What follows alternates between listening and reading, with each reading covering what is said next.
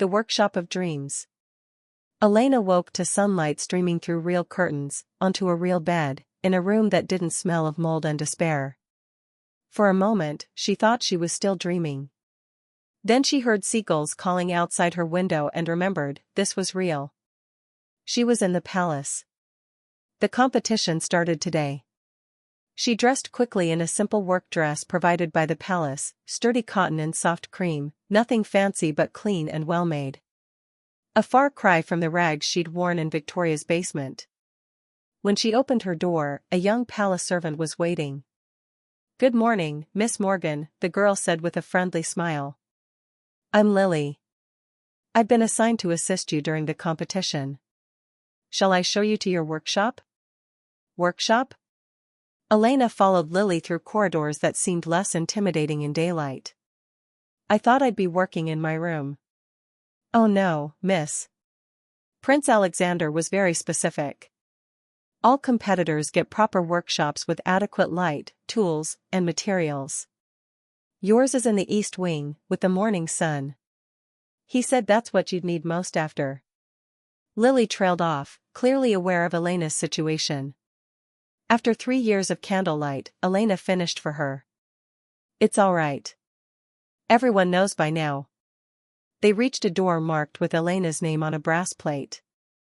Lily opened it, and Elena gasped. The workshop was perfect. Large windows flooded the space with natural light. Work tables stood ready with cutting shears, measuring tapes, and pin cushions. Bolts of fabric lined one wall, silk in every color, velvet, satin, lace, and materials Elena had only dreamed of working with. Mannequins stood at attention, waiting to be dressed. And in the corner, a comfortable chair with good back support and a footstool. "It's beautiful," Elena breathed. "The other competitors have similar setups," Lily explained. "But Prince Alexander personally selected your fabrics. He said to tell you that you should feel free to experiment. Nothing is too expensive or too precious. Create whatever your imagination desires." Elena moved through the space, touching the silk with reverent fingers. She'd never had access to materials like this. Even in Victoria's shop, she'd only been allowed to touch the finest fabrics when absolutely necessary, always under supervision, always with threats about the cost of mistakes. Now she could use anything. Create anything. The freedom was almost frightening. "The prince has also arranged for you to observe the other competitors if you wish," Lily continued. "He says learning from others is not the same as copying. Would you like to visit the other workshops?" Elena considered this. Part of her wanted to hide here, focus solely on her own work. But Alexander was right, she could learn from watching others, especially since she'd never had formal training. "Yes," she decided. "I'd like to see what I'm up against." The competition begins. The other 4 finalists were housed in workshops along the same corridor. Lily led Elena to the first, where a middle-aged woman named Margot Bellamy was already at work. She ran a prestigious shop in the capital and had 20 years of experience. Margot looked up as Elena entered, her expression guarded. "Miss Morgan. Come to spy on the competition?" "Just to learn," Elena replied honestly. "I've never worked anywhere but Victoria's basement. I've never seen how other designers approach their craft." Something in Elena's straightforward answer seemed to soften Margot's demeanor. "Well, at least you're honest about it." She gestured to her sketches. "I'm taking a classical approach. Elegant, timeless, emphasizing structure and tradition. The royal court appreciates proven styles." Elena studied the designs.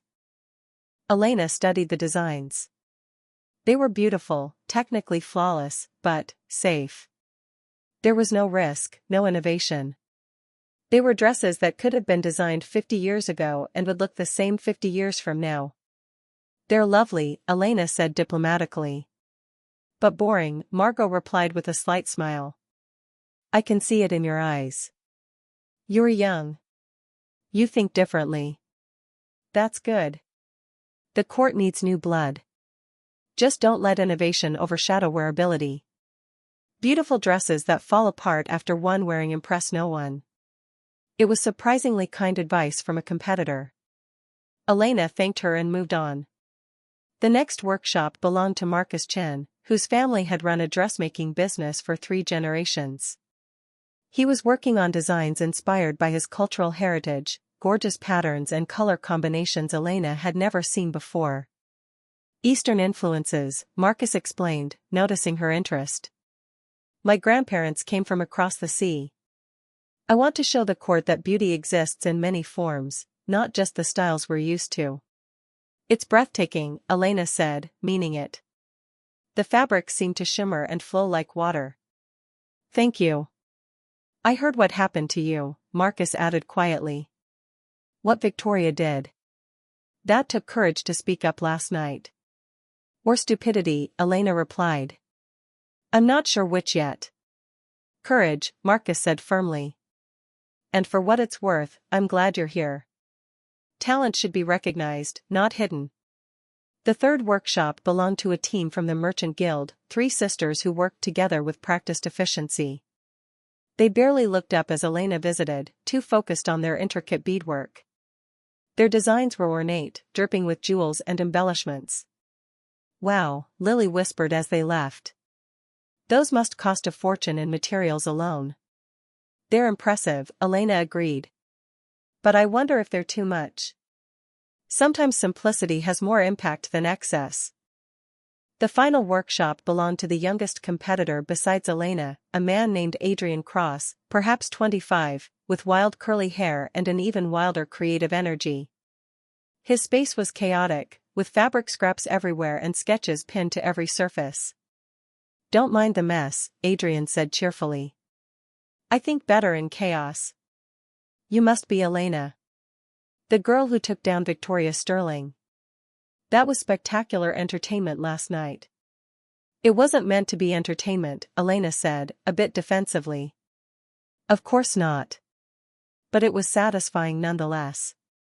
Victoria's been claiming other people's work for years.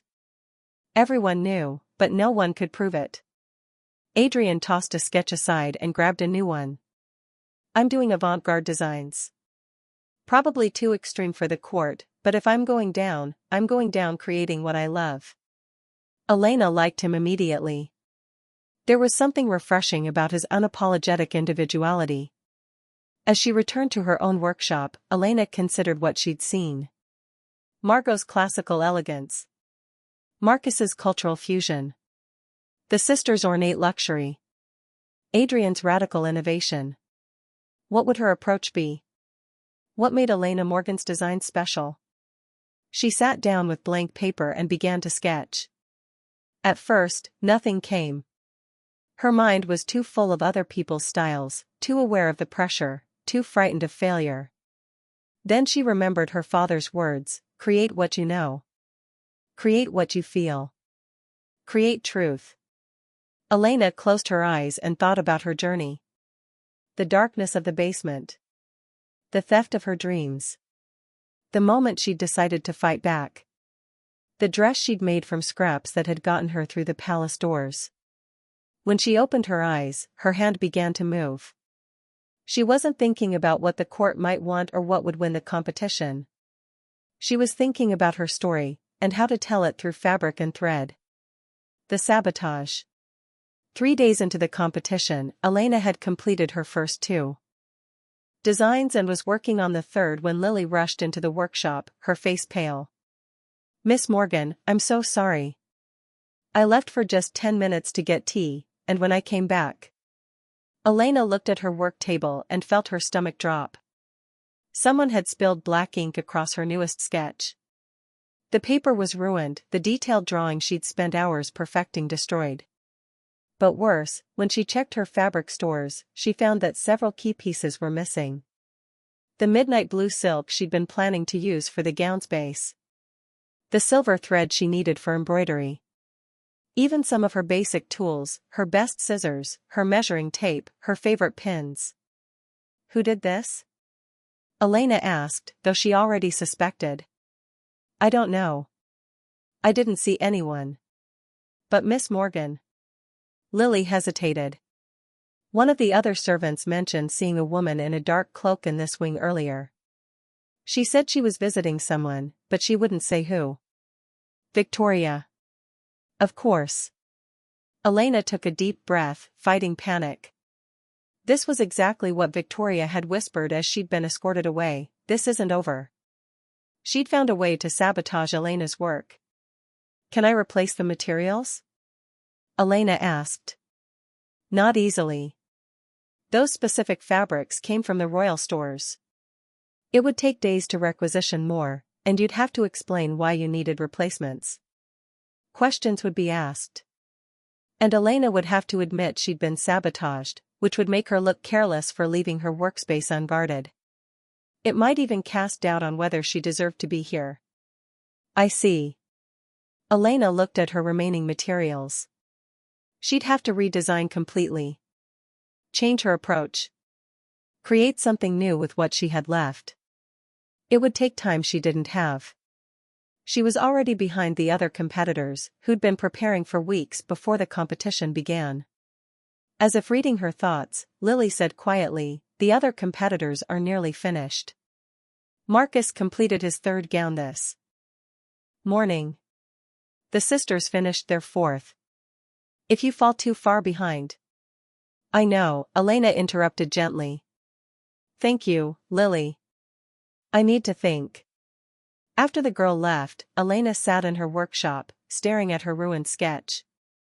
She could give up. Tell the prince what happened. He would probably believe her, might even discover proof that Victoria had been here. But that felt like weakness. Like running to someone else to fix her problems. Elena had survived 3 years in that basement. She'd created beauty from literal garbage.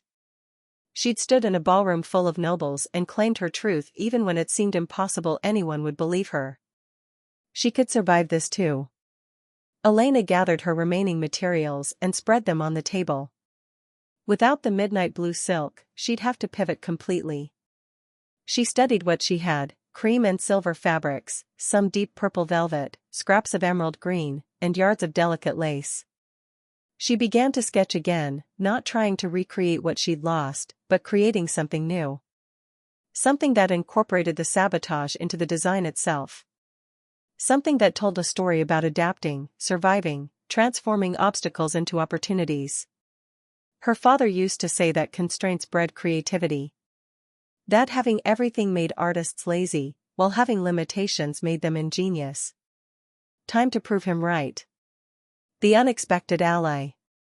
Late that night, as Elena worked by lamplight, her choice now, not necessity, she heard a knock on her workshop door. She opened it to find Prince Alexander standing there, looking tired but concerned. I heard about the sabotage, he said without preamble. Are you all right? How did you? I have eyes throughout the palace. When something happens to one of my competitors, I'm informed. He entered the workshop, studying her redesigned sketches. I can have you supplied with replacement materials. It won't be held against you. No, Elena said firmly. Thank you, but no. That would feel like giving Victoria what she wants, proof that she can break me. Alexander looked at her with something like admiration. You're remarkably stubborn. I prefer persistent, Elena replied with a small smile. He laughed, a genuine sound that transformed his usually serious face. Fair enough. May I? He gestured to her sketches. Elena hesitated, then nodded. Showing unfinished work felt vulnerable, like exposing part of her soul. But Alexander had earned her trust. He studied the designs in silence for several minutes. When he finally spoke, his voice was quiet. These are extraordinary. The way you've incorporated the limitation into the concept itself, showing transformation through adversity. It's brilliant. It might also be a disaster, Elena admitted. I'm working with half the materials I planned and a completely different design philosophy. I'm improvising everything. The best art often comes from improvisation, Alexander said. He turned to face her. Elena, I need to tell you something. About why this competition matters so much to me. He moved to the window, looking out at the dark ocean. My mother designed her own coronation gown. Did you know that? She insisted on it, even though the royal seamstresses were horrified. She said she wanted to wear something that represented who she really was, not who protocol demanded she be. I didn't know that, Elena said softly. She died when I was 12. Cancer. It was slow and painful, and there was nothing we could do but watch her fade. His voice carried old pain. In her final days, she made me promise something. She made me promise that I would choose my own queen, not let the council arrange a political marriage. And she made me promise that whoever I chose would be real. Authentic. Someone who created their own identity rather than accepting what others dictated. He turned back to Elena. Do you understand what I'm saying? Elena's heart hammered. I think so? I'm saying that this competition is about more than just finding someone to make dresses for the court. It's about finding someone who understands what it means to be true to yourself even when the world tries to shape you into something else. His dark eyes held hers. Someone like you. The moment stretched between them, heavy with implication. Finally, Elena found her voice. Your Highness, I'm a basement seamstress who got lucky. I'm not, I can't be. You're wrong, Alexander interrupted gently. You're one of the strongest people I've ever met. And I'm not talking about physical strength. I'm talking about the strength to maintain your integrity when it would be easier to break. The strength to create beauty when surrounded by ugliness. The strength to stand up for yourself even when you have everything to lose. He moved toward the door, then paused. I shouldn't have said any of that. It's inappropriate given the competition. Forget I spoke. I don't think I can forget, Elena admitted. Alexander smiled, sad and hopeful at once. Neither can I. Good night, Elena. Create something amazing. After he left, Elena stood in her workshop, her mind spinning. The prince had feelings for her. That was clear. But she was a competitor in a royal commission. Getting involved with him would complicate everything, could even disqualify her. And yet, her heart wouldn't stop racing. She forced herself to focus on her work. Romance could wait. Right now, she had dresses to create and a saboteur to defeat with excellence. The final days. The last week of the competition passed in a blur of frantic creativity. Elena barely slept, working through nights to make up for lost time. Her designs were unlike anything else in the competition, dresses that told stories, that transformed the wearer, that captured emotion in silk and thread. She created a gown in cream and silver that started dark at the hem and gradually lightened toward the bodice, representing emergence from darkness into light. She made a dress of purple. More than just finding someone to make dresses for the court. It's about finding someone who understands what it means to be true to yourself even when the world tries to shape you into something else. His dark eyes held hers. Someone like you. The moment stretched between them, heavy with implication. Finally, Elena found her voice. Your Highness, I'm a basement seamstress who got lucky. I'm not, I can't be. You're wrong, Alexander interrupted gently. You're one of the strongest people I've ever met. And I'm not talking about physical strength. I'm talking about the strength to maintain your integrity when it would be easier to break. The strength to create beauty when surrounded by ugliness. The strength to stand up for yourself even when you have everything to lose. He moved toward the door, then paused. I shouldn't have said any of that. It's inappropriate given the competition. Forget I spoke. I don't think I can forget, Elena admitted.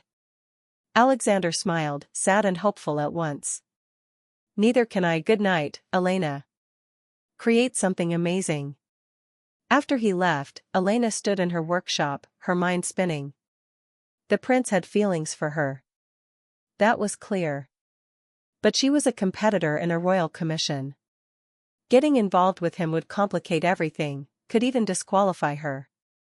And yet, her heart wouldn't stop racing. She forced herself to focus on her work. Romance could wait. Right now, she had dresses to create and a saboteur to defeat with excellence. The final days. The last week of the competition passed in a blur of frantic creativity. Elena barely slept, working through nights to make up for lost time. Her designs were unlike anything else in the competition, dresses that told stories, that transformed the wearer, that captured emotion in silk and thread. She created a gown in cream and silver that started dark at the hem and gradually lightened toward the bodice, representing emergence from darkness into light. Threads of humiliation. The girl with golden hands. Elena Morgan had magic in her fingers. That's what people used to say before everything changed. In the coastal town of Silvermere, where salt air mixed with the scent of fresh bread from morning bakeries, Elena worked in the basement of Victoria's Fine Dressmaking, the most prestigious dress shop in town. But the shop's name was a lie. The real talent had always belonged to Elena. She sat hunched over her small table, the single candle flickering as she stitched delicate roses onto a cream-colored gown. Her fingers moved with practiced grace, creating beauty in the darkness. Above her, she could hear footsteps and laughter. Her stepmother Victoria and stepsister Isabel were entertaining wealthy customers, taking credit for Elena's work, as they always did. Elena. Victoria's sharp voice cut through the ceiling. Bring up the blue evening gown. Lady Hartwell is here. Elena carefully folded the gown she'd spent 3 days perfecting and climbed the narrow stairs. Her hands were raw from endless stitching, her eyes tired from working by candlelight, but she'd learned long ago that complaints only made things worse.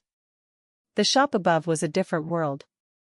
Sunlight streamed through tall windows, illuminating bolts of silk, satin, and velvet in every color imaginable. Crystal mirrors reflected the luxury back at itself.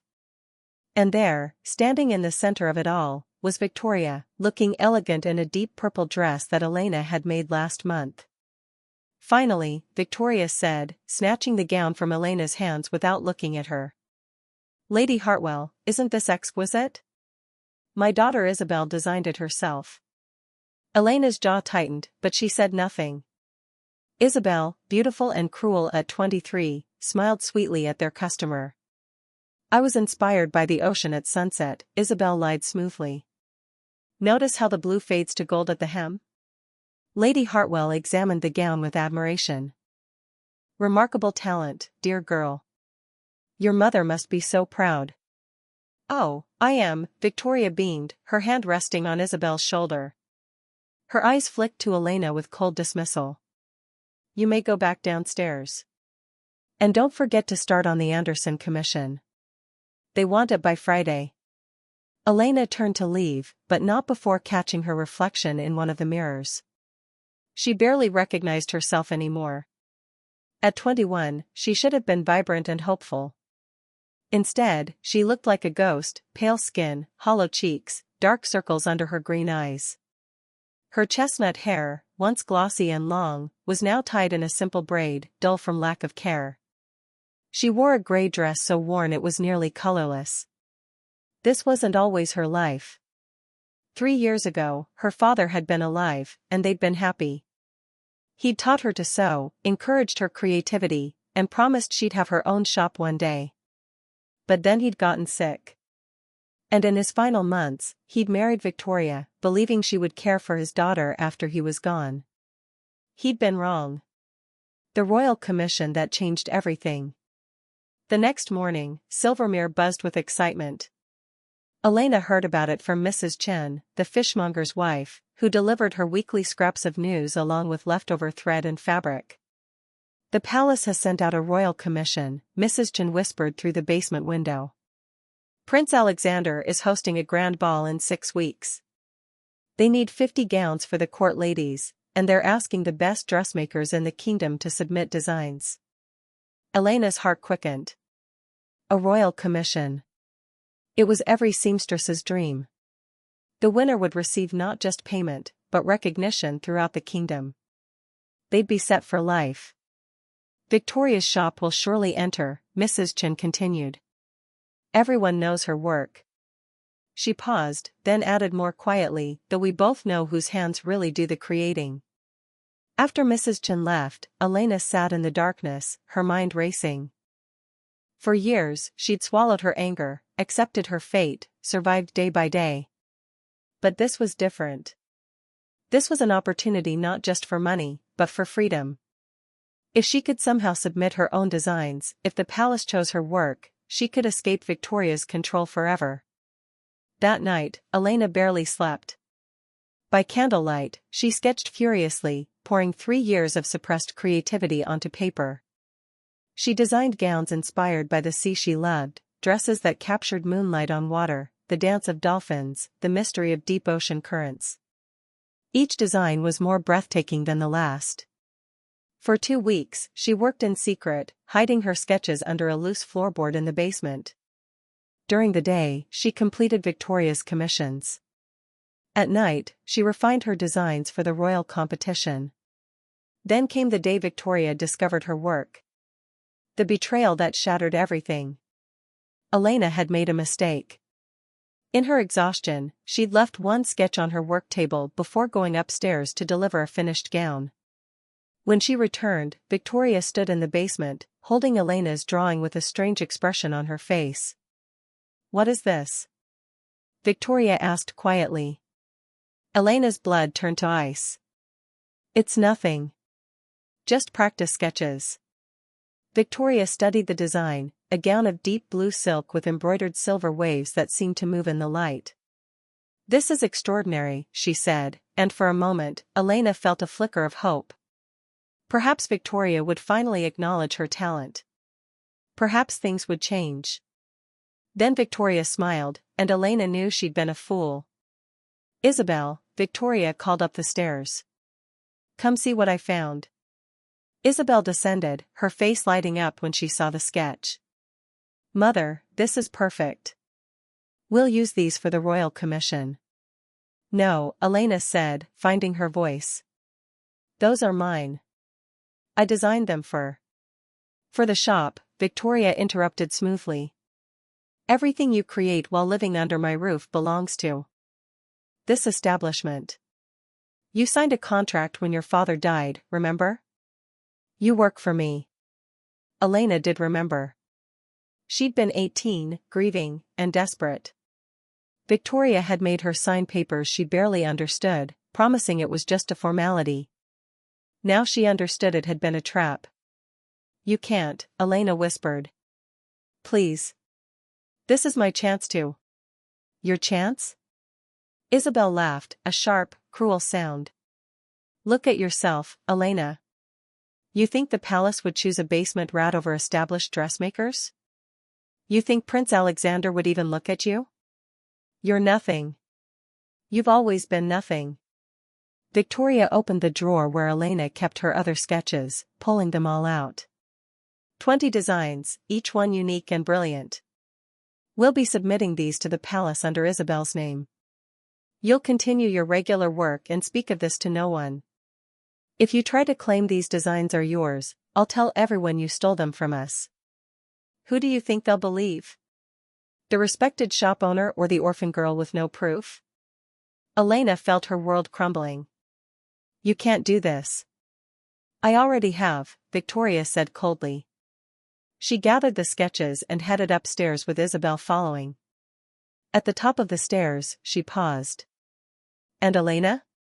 If you make any trouble about this, you'll find yourself out on the street with nothing. Not even the clothes on your back. Consider yourself lucky I let you stay here at all." The basement door slammed shut, and Elena heard the lock click. They'd locked her in, like an animal in a cage. She collapsed onto her small cot, her body shaking with rage and helplessness.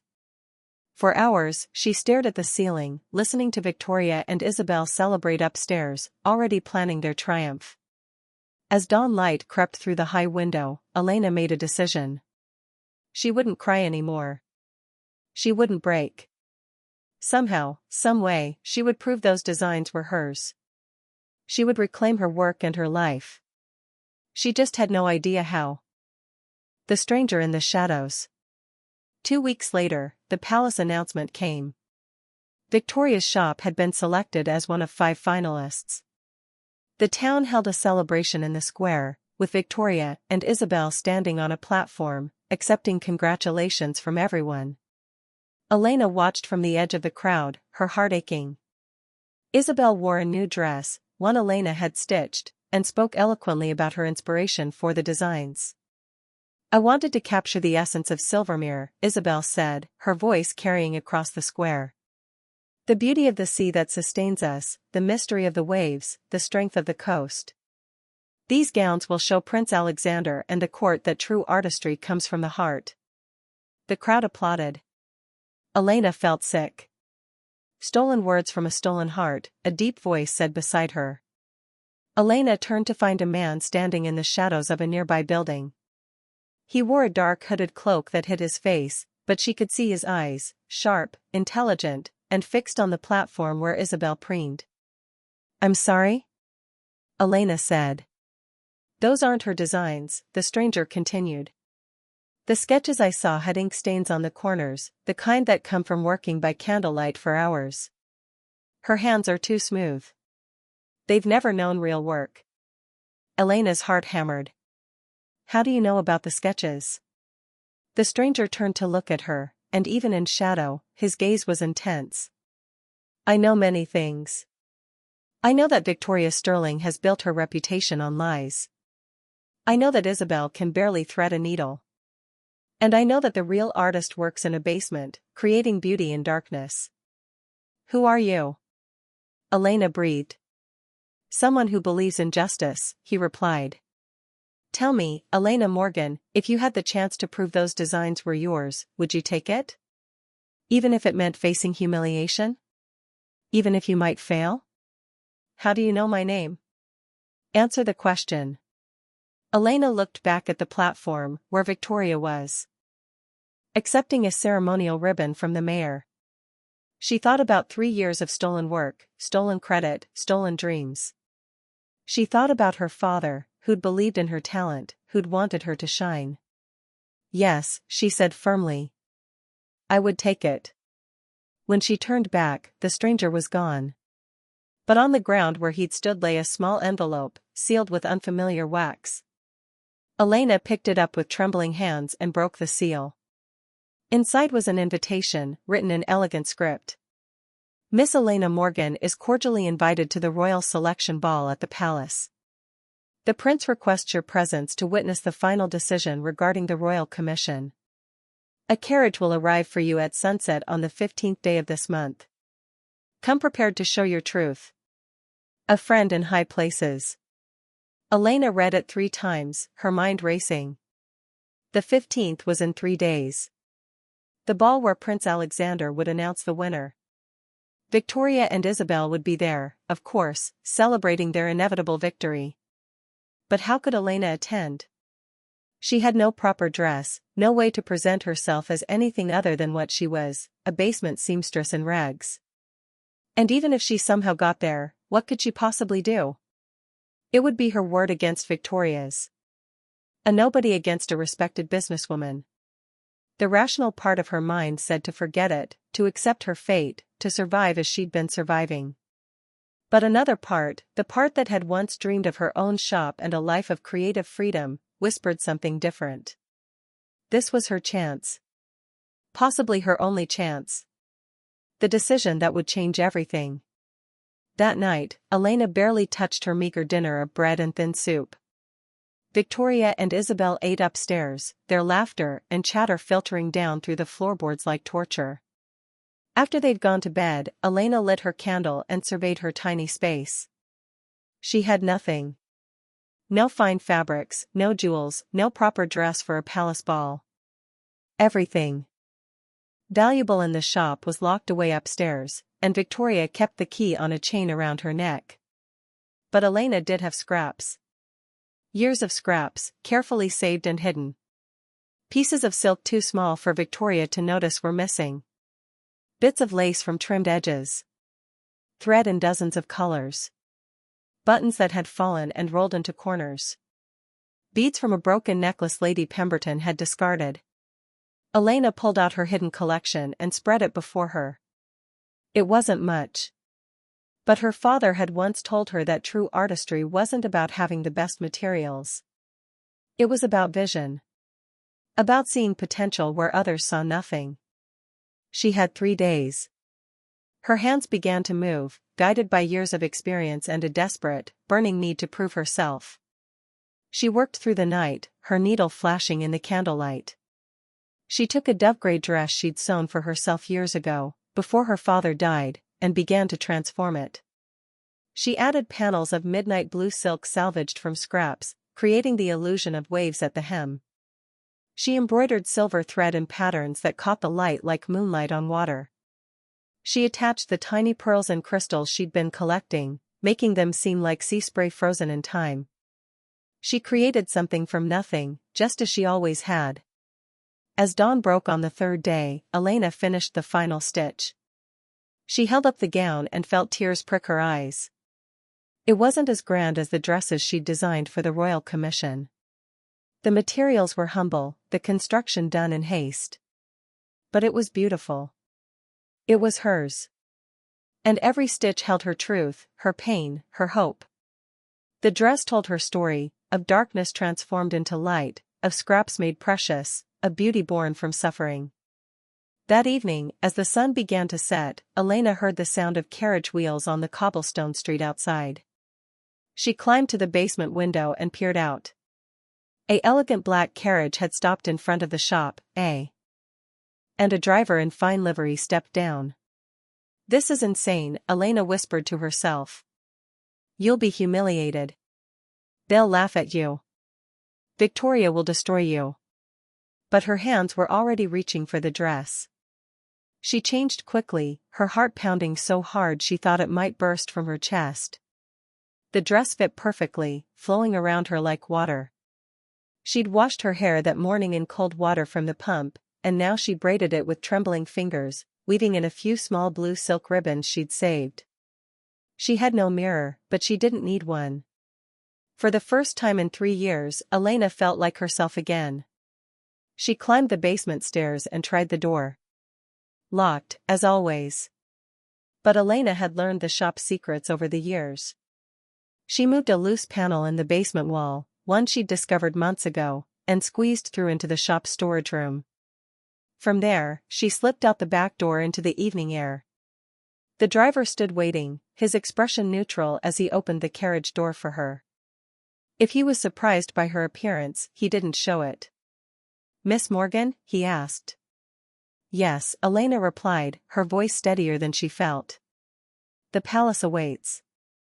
As the carriage pulled away from the only home she'd known, Elena looked back one last time. Through the upstairs window, she could see Victoria and Isabel preparing for their own journey to the ball, no doubt planning to arrive in triumph. They had no idea Elena was coming. The carriage rolled through the darkening streets of Silvermere, heading toward the coastal road that led to the palace. Elena's hands gripped the seat, her mind spinning with 1,000 fears and an equal number of hopes. She didn't know what awaited her at the palace. She didn't know if her mysterious benefactor would actually help her, or if this was some cruel joke. She didn't know if anyone would believe her when she claimed the designs as her own. The palace of dreams and nightmares. The palace rose before Elena like something from a fairy tale, all white stone and soaring towers, with thousands of windows glowing golden in the twilight. As the carriage climbed the winding road toward the main gates, Elena pressed her face to the window, her breath fogging the glass. She'd never been here before. Few common folk had. The palace sat on a cliff overlooking the sea, positioned so that the ocean wind would keep it cool in summer and the stone walls would hold warmth in winter. It was said that on clear days, you could see 3 neighboring kingdoms from the highest tower. Tonight, the palace blazed with light and life. Dozens of carriages lined the circular drive, depositing nobles and wealthy merchants in glittering finery. Women in gowns worth more than Elena had earned in her entire life glided up the marble steps. Men in formal coats with gold buttons and silk cravats escorted them, their laughter echoing through the evening air. Elena's courage faltered. What was she thinking, coming here? She looked down at her dress, beautiful by her standards, made with love and skill, but painfully humble compared to the luxury surrounding her. The other guests wore jewels in their hair, at their throats, on their fingers. Elena wore ribbons and hope. "Miss Morgan," the driver said gently, opening her door. "We've arrived." Elena stepped out on shaking legs. Immediately, she felt eyes on her. Nearby guests paused their conversations to stare. A woman in a ruby-red gown whispered something to her companion, and they both laughed behind their fans. Elena lifted her chin and walked toward the steps. Each one felt like climbing a mountain, but she kept moving. She'd come this far. She wouldn't turn back now. At the top of the stairs, a palace official in formal livery stood checking invitations. When Elena handed him hers, his eyebrows rose slightly, but he nodded and gestured her through. "Enjoy the evening, Miss Morgan." The entrance hall took Elena's breath away. The ceiling soared 3 stories high, painted with scenes of legendary battles and divine blessings.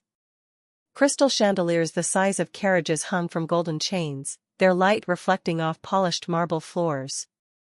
A grand staircase split in 2 directions, leading to the upper levels where the ballroom awaited. Guests flowed up the stairs like a river of silk and jewels. Elena joined them, trying to ignore the curious stares and whispered comments. She caught fragments of conversation. "Who is that girl? Never seen her before. That dress, is it made from scraps? Poor thing. Someone should tell her this isn't a costume party." The words stung, but Elena kept her face calm. She'd endured worse than social mockery.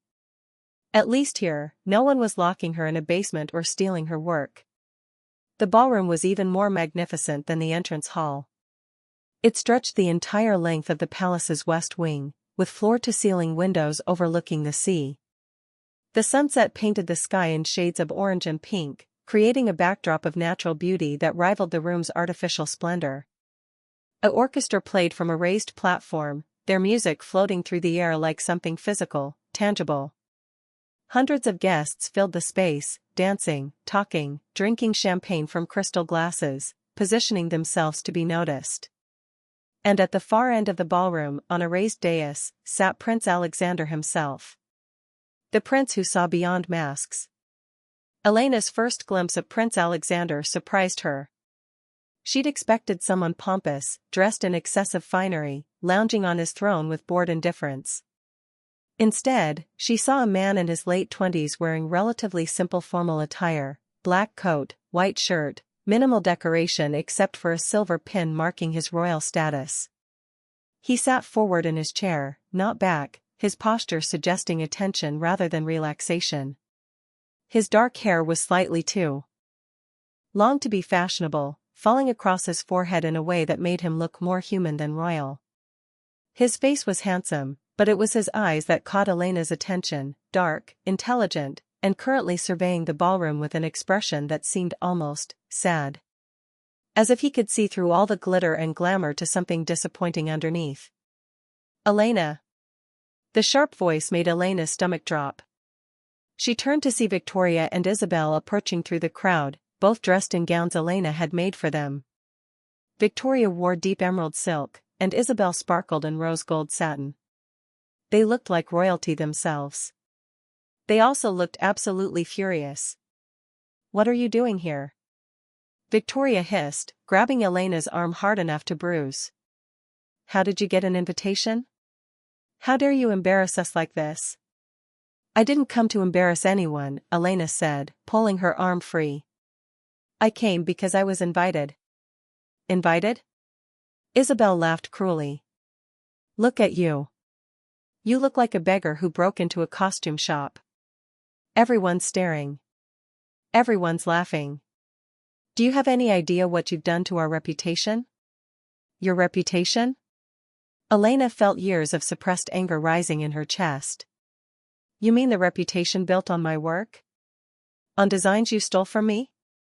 "Lower your voice," Victoria commanded, smiling tightly at nearby guests who'd turned to watch. "We'll discuss this at home, where you'll be severely punished for this stunt." "I'm not going home," Elena said, surprised by her own boldness. Not until I've done what I came here to do. And what's that? Isabel sneered. Claim you're the real designer? Please. You have no proof. No credibility. You're nothing but a basement seamstress with delusions of grandeur. Ladies, a deep, cultured voice interrupted. Is there a problem? They all turned to find a man standing behind them. He was tall, perhaps in his 40s, with silver-threaded hair and a face that commanded respect.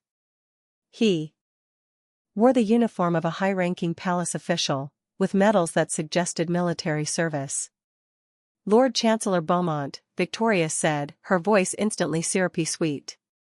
No problem at all. Just a family discussion. This is my stepdaughter, Elena. She's a bit confused. We'll handle it. Lord Beaumont's eyes moved to Elena, studying her with unusual intensity. Confused about what, exactly? Elena opened her mouth, then closed it. This was it. The moment she'd been both hoping for and dreading. If she spoke now, if she accused Victoria publicly, there would be no going back. Victoria would disown her. She'd have nowhere to go, no way to support herself. If no one believed her, she'd be worse than ruined. But if she stayed silent, nothing would change. She'd return to the basement, to the darkness, to watching others claim her dreams forever. Elena met Lord Beaumont's gaze and made her choice. I'm confused about how my designs ended up submitted under my stepsister's name, Elena said clearly. Those sketches for the Royal Commission, every single one of them was created by me. Stolen from my workspace and presented as Isabel's work. The nearby guests fell silent. The music continued, but in their corner of the ballroom, all conversation stopped. Everyone was listening now. Victoria's face went white, then red. How dare you? It's the truth, Elena continued, her voice growing stronger. I've been designing dresses for Victoria's shop for 3 years, and she's been taking credit for all of it. The blue evening gown Lady Hartwell purchased? Mine. The wedding dress for Lady Pemberton's daughter? Mine. And those designs for the Royal Commission, the ones that earned you a finalist position? All mine. This is absurd, Isabel said, her voice shaking with anger. She's lying. She's a jealous, spiteful girl who can't accept that I have talent and she doesn't. Then prove it, Elena challenged. Right now. Describe your design process. Explain the inspiration behind the ocean wave gown. Tell them about the specific stitching technique you used for the silver embroidery. Isabel's mouth opened, then closed. She looked to Victoria for help. This is inappropriate, Victoria said coldly. We won't dignify these accusations with a response. Lord Beaumont, I apologize for the disturbance. My stepdaughter is unwell. We'll remove her immediately. No, Lord Beaumont said, his voice carrying unexpected authority. I think we'll let her stay. In fact, he raised his voice, addressing the ballroom. His Royal Highness, Prince Alexander. The orchestra stopped. Every head turned toward the dais, where Prince Alexander was standing, his dark eyes fixed on their small group. And as he began walking toward them, Elena realized something that made her heart stop. She'd seen those eyes before. In shadow. By the town square. When a hooded stranger had asked if she'd be willing to fight for her truth. The mysterious stranger who'd sent her the invitation. The prince himself. The truth revealed. Prince Alexander crossed the ballroom floor with measured steps, and the crowd parted before him like water before a ship's bow. Elena stood frozen, her mind racing. The prince had been the stranger? He'd known about her situation? But how? Why? When Alexander reached them, Victoria and Isabel immediately dropped into deep curtsies. Elena, a beat late, did the same, her legs suddenly unsteady. Your Highness, Victoria said breathlessly. What an honor. We were just. I heard, Alexander interrupted, his voice cool. He looked at Elena, and she saw something in his eyes, recognition, yes, but also curiosity and something that might have been respect. Miss Morgan, you're claiming these designs were stolen from you? Elena's throat went dry. Yes, Your Highness. That's a serious accusation. It's a serious crime, Elena replied, finding her courage again. I worked for 3 years in Victoria's shop, creating designs that she and Isabel took credit for. The Royal Commission designs were my last hope for freedom. They took that too. She has no proof, Victoria interjected, her composure returning. Your Highness, I'm afraid my stepdaughter has always been prone to fantasy. Her father indulged her, and since his death, she struggled to accept her proper place. I've tried to help her, given her work in my shop out of charity, but she's ungrateful and delusional. Delusional? Elena turned to her stepmother. You locked me in the basement every night. You fed me scraps. You worked me like a slave and stole everything I created. That's not charity. That's cruelty. Lies, Isabel said sharply. Mother has been nothing but kind to her. This is how she repays us? With false accusations and public drama? Alexander held up a hand, silencing them all. Lord Beaumont, if you would? The Chancellor stepped forward, holding a leather portfolio Elena hadn't noticed before. He opened it, revealing a stack of papers, sketches, detailed and beautiful. Elena's sketches. The originals. I took the liberty of visiting Victoria's shop 3 days ago, Alexander said calmly. After hearing certain rumors about the true source of the establishment's designs. I found these hidden beneath a floorboard in the basement workroom. Along with these. Lord Beaumont pulled out more papers, fabric scraps with stitching samples, notes in Elena's handwriting about color combinations and techniques, even a worn journal where she'd recorded every design she'd created for the shop over 3 years. These are dated, Alexander continued. Some going back to shortly after your father's death, Miss Morgan. The handwriting matches the style on the Royal Commission submissions, but the ink and paper are different. These are clearly the originals. Victoria's face had gone ashen. Isabel looked like she might faint. Furthermore, Alexander said, his voice hardening, I had my palace seamstresses examine the Royal Commission sketches. They found something interesting. Tell them, Mistress Chen. An elderly woman Elena recognized from the Palace Seamstress Guild stepped forward.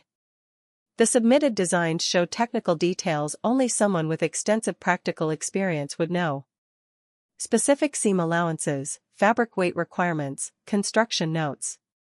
But when we asked Miss Sterling, she nodded toward Isabel, to explain these details, she couldn't. She didn't even understand the terminology. That doesn't prove anything, Victoria protested, but her voice lacked conviction. Actually, it proves quite a lot, Alexander replied. Combined with testimony from several townspeople who were willing to speak about seeing Miss Morgan's talent before your marriage to her father, and the physical evidence of her original sketches, it proves everything. He turned to address the silent ballroom. Ladies and gentlemen, I regret to inform you that one of our Royal Commission finalists has committed fraud. The designs submitted by Victoria's Fine Dressmaking were not created by Isabel Sterling, but by Elena Morgan, who was forced to work in servitude in her own father's former shop. Gasps and shocked murmurs rippled through the crowd. Several people pulled out fans, as if the scandal might cause them to faint. This is outrageous, Victoria tried once more. Your Highness, please, there's been a misunderstanding. The only misunderstanding, Alexander said coldly, was mine, in not investigating sooner. You're fortunate that Miss Morgan seems to have a forgiving nature. Were it up to me, you'd be in the palace dungeons right now. He looked at Elena, and his expression softened. Miss Morgan, I apologize on behalf of the Crown for not discovering this injustice earlier. Your talent deserves recognition, not exploitation. Elena could barely process what was happening. The prince was apologizing to her? Defending her? The ballroom spun slightly, and she gripped her hands together to keep from trembling. As for the royal commission, Alexander continued, I'm disqualifying Victoria's shop and extending an invitation to Miss Morgan to submit designs under her own name. The deadline will be extended 2 weeks to give you time to create new submissions, using proper materials and working conditions. Thank you, Elena whispered, tears building in her eyes. Your Highness, I don't know what to say. Say you'll enter the competition, Alexander replied with a slight smile. I'm curious to see what you can create when you're not working by candlelight in a basement. The crowd erupted in applause. Several noble ladies Elena recognized as former customers of Victoria's shop were nodding approvingly, some even calling out support. The tide had turned completely. Victoria stood in the center of it all, her carefully constructed world crumbling around her. Come, Isabel, she said stiffly. We're leaving. Actually, Lord Beaumont said pleasantly, you'll be staying. There are some legal matters to discuss regarding the exploitation of Miss Morgan, theft of intellectual property, and fraud against the crown. Guards? 2 palace guards appeared and politely but firmly escorted Victoria and Isabel toward a side door. Isabel was crying, her perfect makeup running in black streaks. Victoria's face was a mask of rage and humiliation. As they passed Elena, Victoria leaned close and whispered, This isn't over, girl. You think you've won? You've made an enemy you can't imagine. Then they were gone, and Elena was left standing in the ballroom, surrounded by curious, approving strangers, with a prince looking at her like she was the most interesting person he'd ever met. The challenge that would define her. After the drama subsided, the ball resumed, but Elena found it hard to focus on the music and dancing. Her mind kept replaying the last hour. The confrontation, the revelations, the vindication. It felt like a dream she might wake from at any moment. You're trembling, a voice said beside her.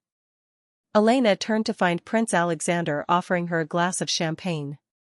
She accepted it gratefully, taking a small sip. The bubbles tickled her nose. I'm sorry, she said. I've never had champagne before. I've never been to a ball before. I've never, any of this. You're doing remarkably well, considering you've just exposed a years-long fraud and had your entire life turned upside down, Alexander replied. He gestured toward a quieter corner of the ballroom. Walk with me? They moved away from the crowd, toward the windows overlooking the sea. The sun had set completely now, and stars were beginning to appear in the darkening sky. The ocean stretched to the horizon, black and mysterious and beautiful. I should explain, Alexander said. About visiting your town. About knowing your situation. I'd appreciate that, Elena admitted. I'm very grateful, but I'm also very confused. Alexander smiled slightly. Fair enough. The truth is, I'd been concerned about the quality of entries for the Royal Commission.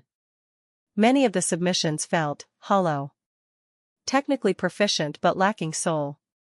So I decided to investigate the finalists personally, in disguise. You went to all 5 shops? All 5, he confirmed. I watched how they worked, how they treated their employees, whether their reputations matched reality. 4 of the 5 were legitimate, if uninspiring. But Victoria's shop troubled me immediately. He turned to look at her. I saw you working in that basement, Elena.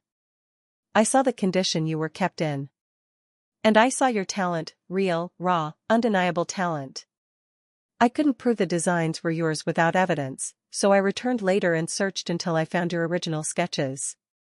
Why not just tell me who you were? Elena asked. Would you have believed me? Alexander countered. A stranger in a hood claiming to be the prince, promising to help? You might have thought I was mad, or dangerous. I needed you to be willing to fight for yourself, not just rely on rescue. Elena considered this. So you sent me the invitation to see if I'd come. To see if I'd stand up for myself. Exactly. And you did. Spectacularly. His dark eyes held admiration. Most people would have stayed in the basement. Would have accepted their fate. You didn't. They stood in comfortable silence for a moment, watching the sea. Finally, Elena said, "I don't know what to do now. I have nowhere to go. Everything I owned was in that basement, and Victoria probably burned it all by now out of spite." "You'll stay in the palace," Alexander said simply. "We have guest quarters for visiting artists and craftspeople. You'll have a room, a workspace, proper materials, and 2 weeks to create designs for the Royal Commission." "I can't afford." "The Crown is paying," he interrupted gently. "Consider it compensation for 3 years of stolen labor." "And Elena?" He waited until she met his eyes. "This isn't charity. This is investment. I've seen what you can create with scraps and candlelight. I'm eager to see what you'll do with silk and sunlight." Elena felt warmth spreading through her chest, a feeling she barely recognized. Hope. Real, tangible hope. "There's one more thing," Alexander continued. "The Royal Commission isn't just about making dresses anymore. After tonight's revelation, I've decided to make it a public competition. All 5 finalists will create their designs openly, here at the palace, where everyone can watch the process. At the end of 2 weeks, we'll host an exhibition where the court and the public can view all the entries." Elena's heart sank. "You mean I have to compete against established shops, in public, where everyone will be watching and judging?" "Yes," Alexander said bluntly. "I won't lie to you, it will be difficult. The other finalists are skilled professionals with years of experience and large workshops.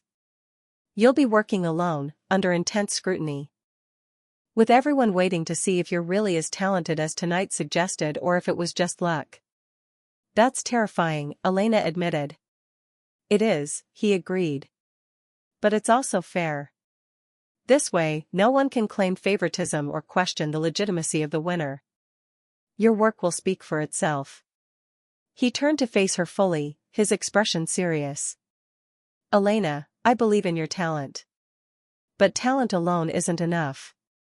You'll need courage, determination, and the ability to create under pressure.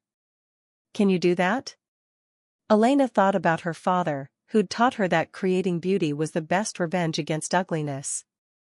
She thought about 3 years in darkness, creating miracles from scraps. She thought about standing in this ballroom tonight, claiming her truth even when everyone might have laughed her away. "Yes," she said firmly. "I can do that." Alexander smiled, and it transformed his whole face. "Good. The competition begins tomorrow morning. Get some rest tonight. You'll need your strength." As a palace attendant appeared to escort Elena to her quarters, she looked back at the ballroom one more time. The party continued, nobles dancing, musicians playing, champagne flowing.